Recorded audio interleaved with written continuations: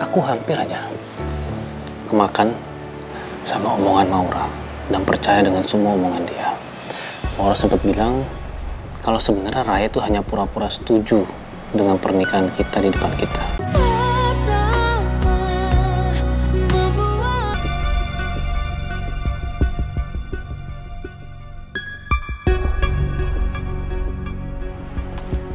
Aku langsung jalan kantor ya? Tunggu saya. Aku sebenarnya udah bikin appointment sama seseorang dan orangnya udah di dalam dan nunggu ketemu sama kamu. Siapa? Nanti kamu juga tahu. Masuk aja dulu. Sebentar doang kok.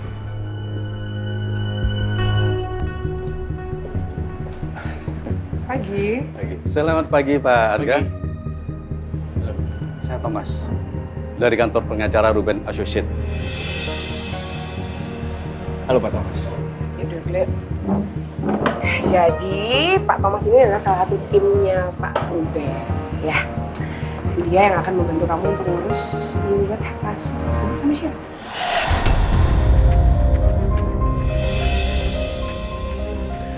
Aku belum siap menggugat hak asuh anak-anak. Karena aku masih berharap Nabila mau menerima syarat yang aku kasih supaya hak asuh tetap sama dia dengan batalin rencana pernikahannya sama Firman. Tapi kenapa Wilda malah bertindak tanpa aku minta? Saya yang udah tenang aja, ya.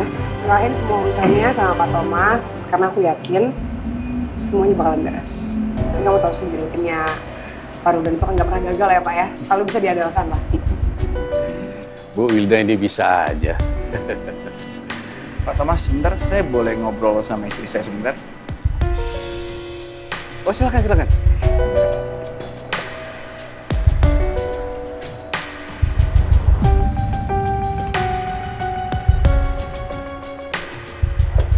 Maksud kamu apa sih?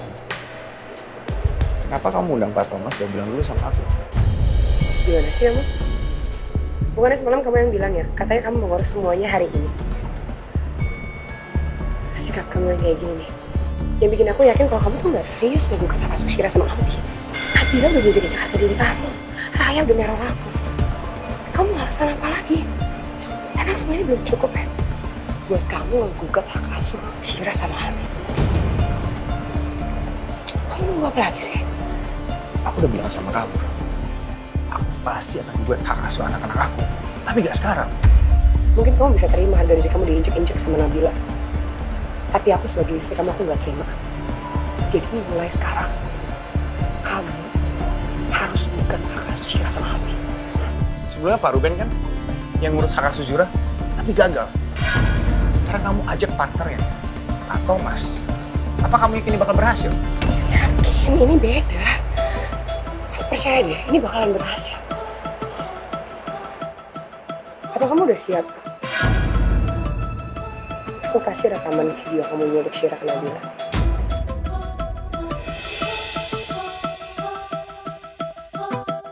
Sorry ya Pak. Ya nggak apa-apa. Oke.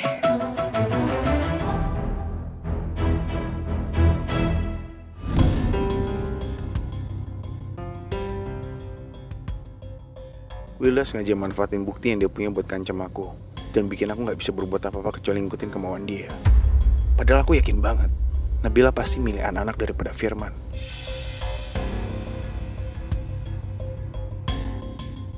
Aku hanya perlu mengancam Nabila lebih tegas lagi. Tapi semua rencanaku bisa gagal gara-gara Wilda.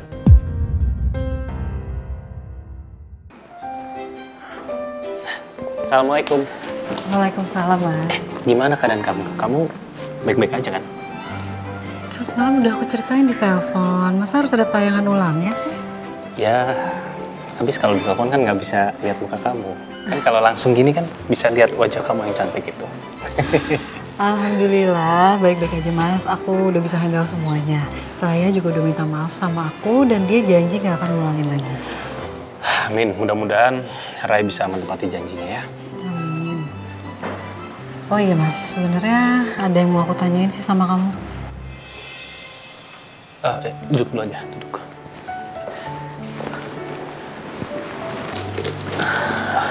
Akhir-akhir ini aku sering banget merhatiin kamu tuh lagi ngelamun. Apa kamu lagi ada masalah? Ya, kalau aku ada masalah, aku kan pasti cerita sama kamu. Gak ada salahnya kamu juga ceritain masalah yang kamu hadapin. Ya, semoga aja bisa ngurangin beban pikiran kamu. Aku harap kita bisa melengkapi satu sama lain. Nggak adil rasanya kalau kamu selalu ada buat aku, tapi aku nggak selalu ada buat kamu. Oke. Iya. Emang akhir-akhir ini aku merasa aku udah masalah sih. Karena gini, aku hampir aja kemakan sama omongan Maura dan percaya dengan semua omongan dia. Maura sempat bilang kalau sebenarnya Raya itu hanya pura-pura setuju dengan pernikahan kita di depan kita. Tapi jauh di belakang kita, dia merencanakan sesuatu yang sangat besar untuk bisa menggagalkan pernikahan kita berdua. Jujur aku nggak tahu harus bagaimana, tapi kayaknya aku lebih percaya terhadap Raya. Tapi aku masih bingung dengan keputusan aku ini juga. Tapi di satu sisi, aku nggak bisa tiba-tiba bersikap keras gitu saya sama Maura sih. Jadi maksud kamu Maura bohong? Iya, tapi aku juga nggak tahu kenapa dan juga apa alasannya Maura ngelakuin ini semua. Dan dia selalu playing victim di depan aku. Kayaknya kamu harus merhatiin Maura lebih serius lagi deh, Mas. Bisa jadi Maura kayak gini tuh karena pengaruh lingkungan, keluarga, atau jauh dari papanya. Kayaknya kamu harus mulai pendekatan lebih intens deh sama Maura. Karena aku pernah cerita sama kamu, almarhumah mamanya Maura itu meninggalkan Maura di saat Maura umur 2 atau 3 tahun. Dia merebut suami orang dan harus meninggalkan Maura dan juga papanya pada saat itu. Makanya aku nggak bisa bersikap keras begitu saja. Karena Maura itu sosok anak yang memang kurang kasih sayang dari ibu dan juga papanya. Maaf ya kalau aku terkesan tuh nggak bisa bersikap adil terhadap Raya dan juga Maura. Aku yakin kamu bisa bertindak sebaik mungkin, Mas. Karena kamu gak ngadepin masalah ini sendirian. Ada aku yang selalu siap bantu kamu semampu aku. Makasih ya Sashimi atas pengertian kamu selama ini. Sama-sama, Kimchi. Oh iya, kamu habis siaran nanti sibuk gak? Emangnya kenapa? Aku mau ngajakin kamu, kita cari cincin pernikahan. Yuk. Insya Allah bisa sih, Mas. Yes. Ya udah, aku siaran dulu ya. 5 menit lagi. Belum kan, belum masuk. Mas, itu udah diliatin sama Gia. Gak apa-apa, nih aku liatin lagi. 5 menit lagi. Aku masuk ya. Ya udah deh, aku bukain pintunya. Makasih, Mas.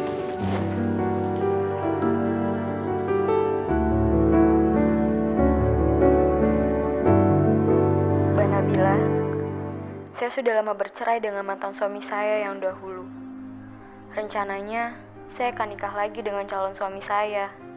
Kehidupan saya yang tadinya aman-aman saja, mulai terusik saat mantan suami saya mulai terpengaruh ucapan orang-orang, Mbak. Dan minta hak asuh anak-anak yang sebelumnya diputuskan pengadilan agama jatuh sama saya. Mantan suami saya juga makin sering ke rumah dengan alasan mau jenguk anak-anaknya, Mbak. Tapi yang bikin saya kesal, mantan suami saya mulai mempengaruhi anak-anak saya, Mbak, buat benci sama calon suami saya. Apa salah, Mbak, kalau seandainya saya batasi anak-anak buat bertemu ayah mereka? Mbak Ina, saat orang tua harus bercerai, itu nggak berlaku untuk anak-anak. Ada istilah mantan istri atau mantan suami, tapi nggak ada istilah mantan anak. Karena yang berpisah itu orang tuanya, bukan anak-anak. Menjalani kehidupan baru untuk kedua, ketiga, dan seterusnya tentu bukanlah hal yang mudah. Karena menikah itu bukan hanya antar pasangan, tapi juga anak-anak dan juga keluarga besar. Apakah bisa anak-anak menerima pernikahan orang tuanya dengan seseorang yang nantinya akan menjadi ibu atau ayah kandung mereka? Kalau penerimaan anak-anak baik, biasanya pernikahan itu akan berlangsung. Untuk mantan suami, sebaiknya Mbak bicarakan baik-baik dengan mantan suami Mbak ajak mantan suami Mbak untuk fokus merawat dan mendidik anak-anak Mbak walaupun secara terpisah. Kalau mantan suami bisa diajak kompak dan fokus untuk kerjasama, biasanya anak-anak gak akan kekurangan kasih sayang walaupun orang tua kandungnya sudah berpisah. Dengan begitu, anak-anak gak akan keberatan untuk menerima ayah atau ibu sambungnya nanti. Itu yang dilakukan Nabila sama Zura selama ini. Dia sengaja banget ngambil hati Zura, supaya Zura bisa nerima dia sebagai ibu sambung dan bikin Zura makin jauh sama aku.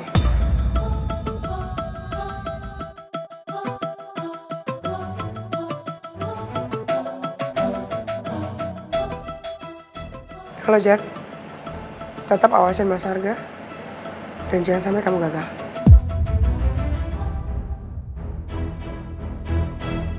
Semoga Bu Ina paham ya apa yang dijelaskan barusan dari Mbak Nabila, sehingga bisa Bu Ina jadikan acuan untuk kedepannya. Selanjutnya silakan Mbak Nabila untuk menyampaikan quotes of the day-nya. Sekeras apapun kita berusaha untuk mencapai sesuatu, kalau itu bukan takdir kita nggak akan pernah mencapai impian kita. Tapi sekeras apapun kita menghindari sebuah takdir, dia tetap akan menghampiri kalau memang takdir itu ditujukan untuk kita. Menjalani takdir dengan sebaik-baiknya adalah ciri-ciri orang yang menyerahkan hidup dan matinya hanya kepada Allah. Kita hanya perlu berusaha dan berdoa, sisanya kita serahkan kepada Allah.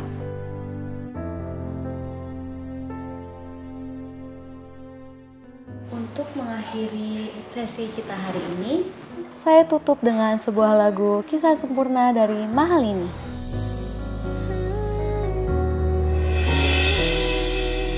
Mas Firman kenapa kelihatan panik? Iya, aku duluan ya. Jadi ya.